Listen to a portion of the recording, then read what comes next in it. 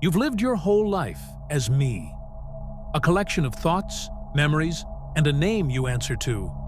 You've defended this me, polished it, and built a whole world around it. But what happens when a crack appears? Not a crisis, not a breakdown, but a sudden, terrifying, and liberating glimpse through the costume you've been wearing. What you see might be described as the vast, conscious reality some traditions call your true nature. This isn't the end of you. It's the beginning of everything. This is the moment the ego starts to collapse.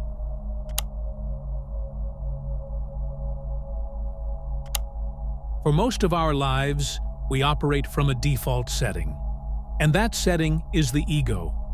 In many spiritual and philosophical contexts, the ego isn't just about arrogance. It's the entire constructed sense of I that we carry around. It's the story we tell ourselves about who we are, built from our memories, roles, and beliefs. Psychology recognizes the ego as a vital part of our personality that helps us manage daily life, test reality, and maintain a sense of self. It helps us adapt to our environment and functions as a mediator between our impulses and our morals. From a spiritual perspective, however, this I feels separate from everything else. There's me in here and the world out there. This feeling of separation is what many contemplative practices aim to see through. And while this sense of self is perfectly functional, for some people, it can come with a low-grade hum of anxiety, a subtle, nagging feeling that something is missing or off. This can feel like a sense of lack, a feeling that we are never quite whole. This inner ache can be the fertile ground from which a deeper questioning begins.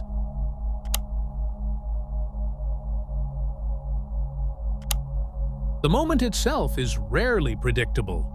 It isn't something you can really plan for. It often arrives on the back of a major life event, a profound loss, a serious illness, a deep personal failure, or even through practices like intense meditation or psychedelic exploration. It's a moment when the story of me is so thoroughly overwhelmed that it just can't hold itself together anymore. I remember mine. It wasn't dramatic, no thunder or lightning. I was simply sitting with a quiet grief when the question popped into my head. Who is it that's suffering? I looked for the I who was feeling the pain. And in that moment of looking, there was nothing to be found. Just an empty, open space. The structure of the self, the central reference point I had called me my whole life, just vanished. For a terrifying yet liberating instant, it felt like there was no one inside experiencing the world. There was just the world happening. This is often called ego death or ego dissolution, a temporary but profound loss of your subjective self-identity. The initial feeling can be intense fear and disorientation. It can feel like you're losing your mind, and the ego, sensing its own dissolution, panics. Now, this is a crucial turning point. The line between a spiritual breakthrough and psychological distress can be blurry, and experiences like this can be destabilizing for some, especially without support. However, for many, this isn't a breakdown, but a breakthrough. The fear is the resistance of an old identity as it realizes it may just be a construct, a ghost that was never as solid as it seemed. You aren't dying, an illusion is.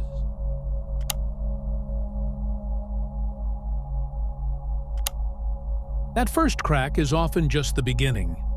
The collapse of the ego is rarely a single event, but more of a process of deconstruction and integration.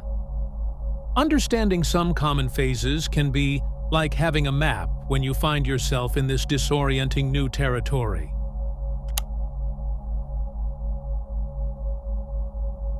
After the initial crack, a common shift is the emergence of the witness. You discover there's a space between a thought or feeling and your identification with it, You can actually observe your own mind without being completely swept away by it. These can be moments of pure presence that feel like coming up for air after a lifetime underwater. But this stage can have a shadow side, often called the dark night of the soul. This may be a period where you've seen through the old identity, but a new sense of grounding isn't stable yet. Old motivations can feel hollow, but nothing new has taken their place. It can feel like a deep, existential depression. This isn't a sign that you've done something wrong. It is often described as the necessary, energetic death of the old self, a painful but transformative process of letting go.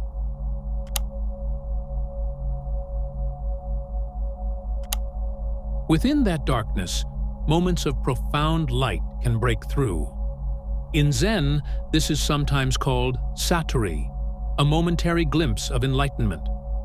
For a brief, life-altering instant, the ego might dissolve completely, and you may experience a sense of pure, boundless oneness with everything. This powerful glimpse often turns you into a seeker. Having tasted this other reality, the ego, which is very clever, can turn awakening into a new project. You might start reading all the books, finding teachers, and adopting spiritual practices to get back to that state.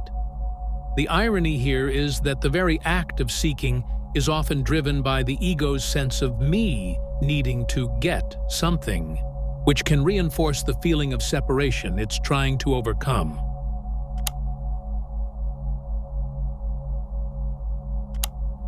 This stage is a gradual, patient process of unwinding. You begin to see that the ego was never a solid thing to be killed, but a collection of patterns and beliefs to be seen through. It's less of an annihilation and more of a thinning. The ego can become more of a transparent tool rather than the master of the house.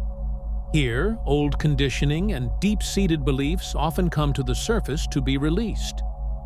The goal isn't to destroy the ego, but to stop being unconsciously controlled by it. You're clearing out old patterns to embody more of what feels like your authentic nature. As the dust settles, you learn to live more from a place of presence. Life becomes less of a problem to be solved by the ego and more of a mystery to be lived from the heart.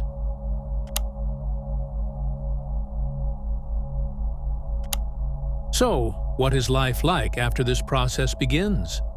For many, it's a fundamental shift in perspective. Before, your identity might have been, I am this body, this story, this role. Afterward, the feeling might be closer to, I am the awareness in which the body, story, and role appear. Before, it might have felt like life was happening to a separate you. Now, it can feel more like life is happening as you. The perceived boundary between self and world can soften into a felt sense of oneness.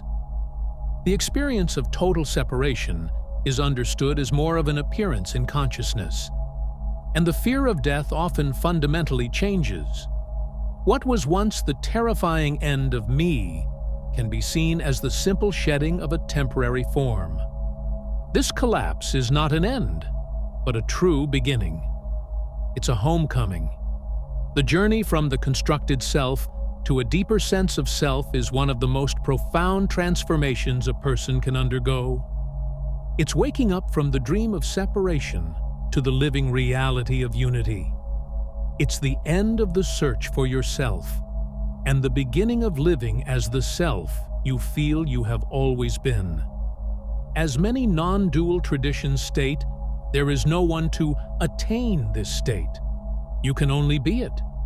If this journey resonates with you, or if you've felt that crack in your own foundation, please share your experience in the comments. This path can sometimes feel isolating, and our stories can be lights for one another in the dark. And if you want to explore this path of awakening further, subscribe for more on this journey back to your true nature.